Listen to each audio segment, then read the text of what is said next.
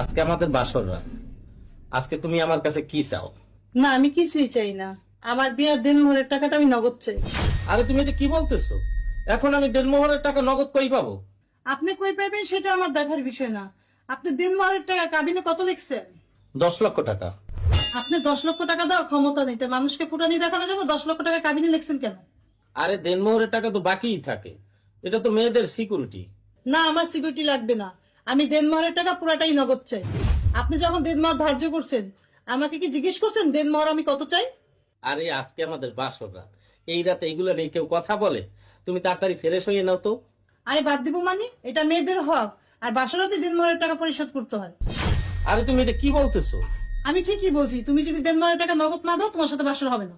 আচ্ছা ঠিক আছে, আজকের এই মধুর রাত তুমি নষ্ট করো না। তুমি আমাকে একটু সময় দাও, তোমার টাকাটা আমি দিয়ে দেবো। আপনার কতদিন সময় লাগবে? তুমি আমার 6টা মাস সময় দাও। আচ্ছা ঠিক আছে, যেদিন আপনি টাকা দিতে পারবেন সেদিন আপনি আমার কাছে আসবেন। আর ততদিন আপনি আলাদা থাকবেন।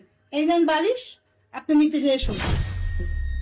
আজকে বাসর রাত, এটা একটা কথা হইলো? যান যান।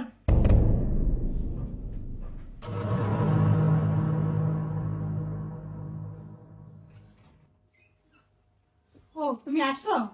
ফিরে এসে নাও, আমি খাবার দিচ্ছি। না, আজকে একটু পরে খাবো। এই না তোমার দেনমোহরের 10 লক্ষ টাকা। তাহলে দিনমোহরের টাকা তুমি নিয়ে আসছো? এত তাড়াতাড়ি টাকা তুমি কই পাইলা? তুমি না 6 মাসের সময় নিলা, 3 মাসের মধ্যেই জোগাড় করে ফেলছো। সত্যি করে বলো তো, টাকাটা তুমি কই পাইলা? আরে চুরি করি না, আমি ব্যাংক থেকে 10 লক্ষ টাকা লোন নিছি। আর কত অপেক্ষা করব? এইবার তোমার দেনমোহরের টাকা পাইছো, এবার খুশি তো? হ্যাঁ, আমি খুশি হয়েছি। তাহলে চলো, বিয়ের 3 মাস পর আমাদের ফুলসজ্জা। কিন্তু আমার আরেকটা সত্য আছে। আবার কি শর্ত? কালকেই তুমি লোনটা ক্লোজ করো।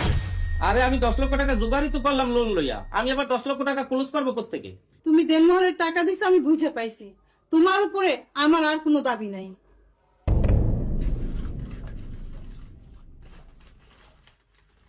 আমি তোমাকে এই 10 লাখ টাকা উপহার দিলাম। কালকে এই টাকা নিয়ে ব্যাংকে যে লোনটা ক্লোজ করে আসবে। তাহলে তুমি এরকম নাটকটা করলে কেন? দেখো, আমি এই নাটকটা করছি মানুষকে সচেতন করার জন্য। আর শরিয়ত মোতাবেক দেনমোহরের টাকা বাকি রাখা যায় না। দেখো, কাবিন হওয়া উচিত পাত্র যতটুকু নগদ দিতে পারি।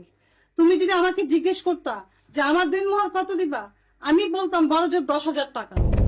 কাবিনের টাকা বেশি রাখলেই সংসার সুখের হয় না, স্বামী স্ত্রীর ভালোবাসাই সংসার সুখের হয়। হ্যাঁ, তুমি ঠিকই বলছো।